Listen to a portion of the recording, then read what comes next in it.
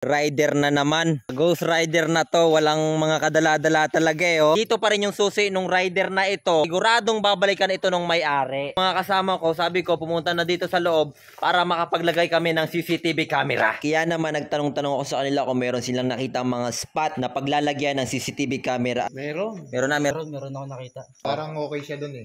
Kasi pag sa baba natin nilagay, madali mapansin. Nangyari sa akin kahapon. Grabe, Timo, kita mo yung mukha ko? But may black eye ka nga. At tayong panlaban guys, kaya kailangan natin maglagay ng CCTV camera. Okay, will pogi Kitang-kita kayo, pagpasok pa lang nung mga tao. Oo. Kitang-kita na. Sabagay, may night mode naman yung... Oo, may night mode naman te. Oo. Pero kinek mo ba? Full charge ba yan? Pati may ano naman kung sakali. Hindi, sa phone yan kasi dalawa yung ating ano eh. Naka full charge naman siya. Full charge naman, no? Goods naman to. May ebidensya tayo kapag nangyari ulit sa atin yun. Bagay. Hindi naman sila titingala. Oo. Pwede na yun, ano dyan. So yung tali pala, pakikuha mo na lang doon sa motor. Pakikuha na lang bro. Ayan. Pero napansin mo, ang daming mga vandalism dito. Ayan, tulad yan oh. Okay na ba dyan, Will Pogi? Oo. Dito na lang tayo maglalagay, no? Oo, dyan na lang. Para... Maganda dito, para pagpasok niya, kitang-kita talaga. Kitang-kita doon, ano? Ayan. Sa bagay, malinaw naman yung camera na yan kasi, ano yun eh. So, may gamit naman tayo yung isang phone dito. Dalawa tong phone na to eh. So, ginagawa muna namin pang ilaw para doon sa ano. Okay na, no? Okay na? Okay na. Bro, yung ano, yung ating power bank, paki-set up na lang din. Paki-set up na lang. Guys, ngayon nga, naglalagay kami ng CCTV camera. Doon? Doon ba, Trevor? Goods ba yung lagyan ng CCTV doon? Ito, parang dito. Ha? Matutok talaga siya sa... Para tutok na tutok doon, ano? Okay na okay yun. Sabagay, full charge naman yung power bank na yan. Kahit pang isang linggo yan, di yan malolobat. Ito pa dito ng power bank sa likod. Ha? Na-save yung power bank. Oo nga, pwede yan doon. Pwede yan doon. Pwede. Dahil base sa aking karanasan, kakaiba talaga yung nangyari sa akin. Kaya sinisimulan na namin lagyan ng camera. Bagaman may kadiliman na, kailangan para walang masyadong makalata sa amin. Pakiingatan ah. Kasi para hindi tayo mabulilya sa plano natin. Sa palagay mo ba, Will Pogi, kaya mo bang ilagay yan dyan? Yung camera saan ilalagay? Ha?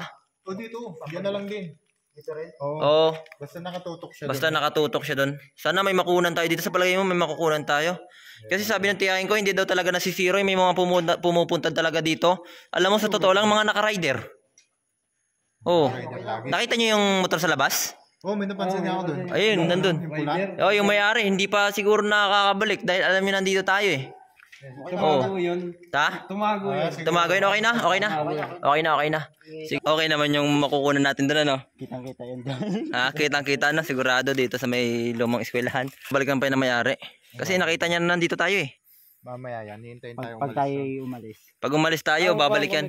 Yung siguro nung paparating tayo nakita. Kaya naiwan yung susi. Iwan nga yung susi. Basin ko, nagmamadali. Nagtago yan lang. Nagtago yan doon. Nandiyan lang yun. Parang dalawa sila eh. Medyo matangkad yung isa. Babalik yun. Babalik yun.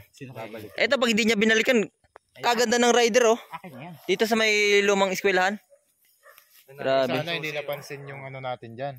Wag naman sana. Pero sa tingin ko hindi. Pero hindi naman. Kasi lumayo eh. Yan oh, nagana oh. Yan oh. Hayaan na natin. Mata ko guys, tingnan niyo, pansin niyo?